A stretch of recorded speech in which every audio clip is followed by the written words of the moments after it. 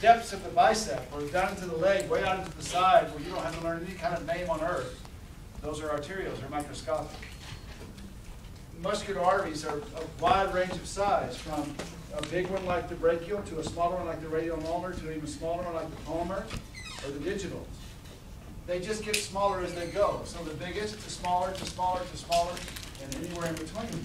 But notice what they all have. They all have a tunica interna, a tunica externa, and a tunica media. They all have that no matter what. The externa is the outer layer, the media is the middle layer, and the interna is the internal layer.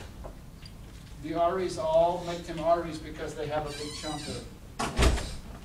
Where the veins don't have much.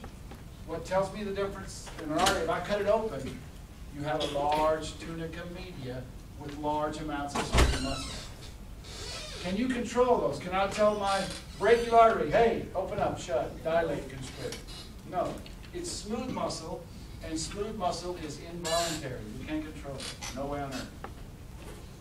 You need to know the names of the layers, and you need to know the order from elastic to muscular to arterial to capillary.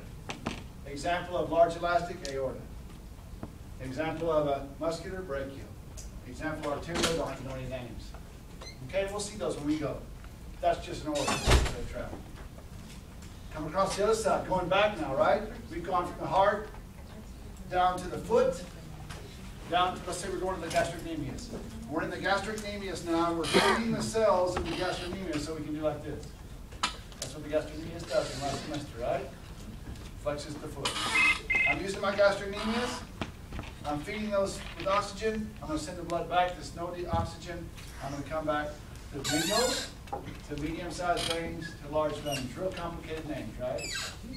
Small, bigger, huge. Tell me a large vein. Descending aorta. That's an artery. Vena cava. The superior vena cava. The inferior vena cava, you already know some of these. Okay? That's all there is to it. But look, tunica interna, tunica media, tunica externa, same names. Outer layer, muscular layer, inner layer. Done. There's nothing to it. It's just names in the order they go. The media is the muscular layer. It's with the tunica media is where you would find the layers of the muscle. Whether it's in a vein, whether it's in an artery, whether it's in a large elastic one, or you just change the size and the shape. Okay? Regulation. 7th grade. The 7th grade PowerPoint.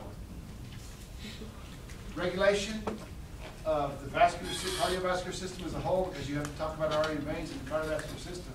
Cardiac output, we've already talked about, is controlled by arterial blood pressure. We can change this by doing this, right? Because most arteries can do that.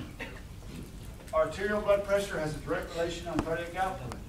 If I make the vessels harder to get through, it's going to make that heart beat faster and try to push more blood. If I dilate them all big, it's going to relax it and beat less.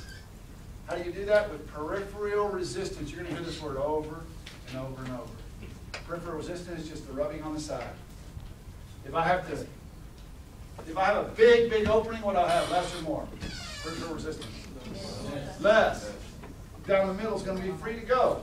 If I make it smaller, there's more peripheral resistance. It's rubbing on the side more, so it's going to change viscosity. It's going to raise pressure, do all kinds of things to cardiac output. Can a vein do that?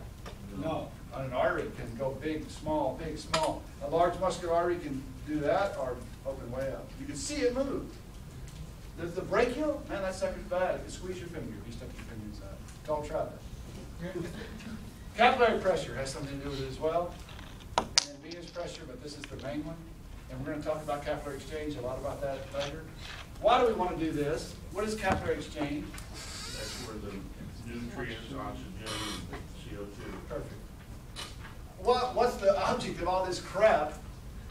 All this good stuff. If I don't do that, the whole object to pump blood around your body is to get oxygen, glucose, nutrients, amino acids to the cells that are living, and to take back waste products, ammonia, CO2 back into it so I can take it back to the heart and get it out.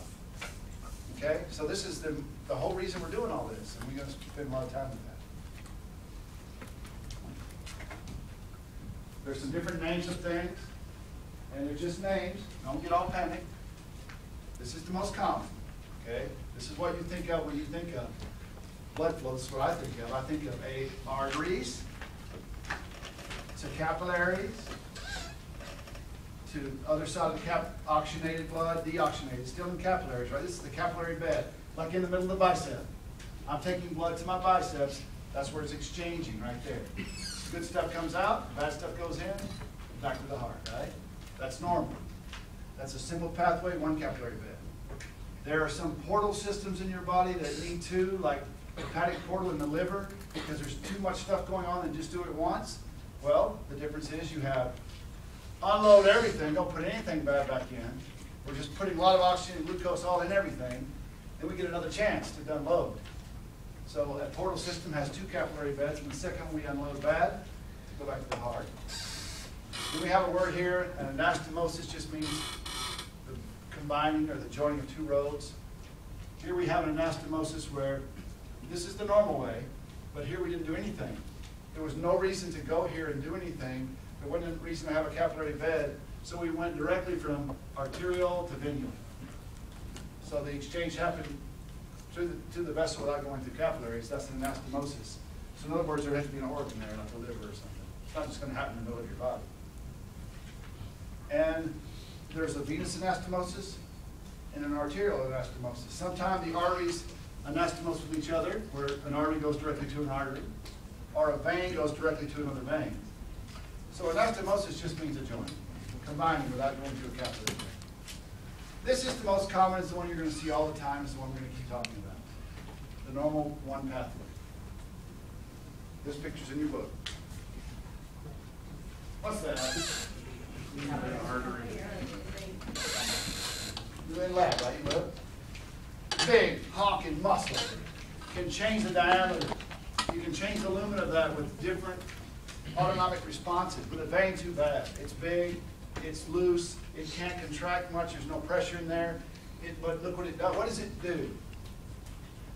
Which one do you think holds more?